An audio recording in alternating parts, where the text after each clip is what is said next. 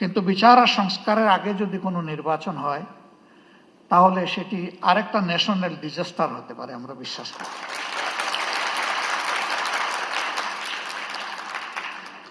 গত ২৬ তারিখ চীন মৈত্রী সম্মেলন কেন্দ্রে, সেখানে শহীদ পরিবার সোসাইটির একটা আয়োজন ছিল।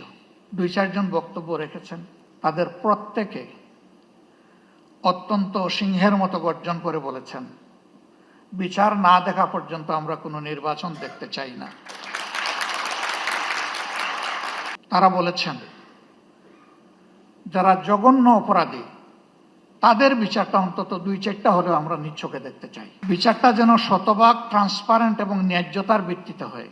এবং পার্সোনালি আমি বিশ্বাস করি ন্যায় বিচার প্রতিষ্ঠিত হলে কোনো অপরাধী পার পাবে না ইনশাআল্লাহ। যারা মানুষ খুন করেছে তারা তাদের ন্যায্য পাওনাটা বুঝে পাবে এবং বিচারহীনতার অথবা বিচারকে ধামাচাপা দেওয়ার যে সংস্কৃতি সেটা দূর হবে।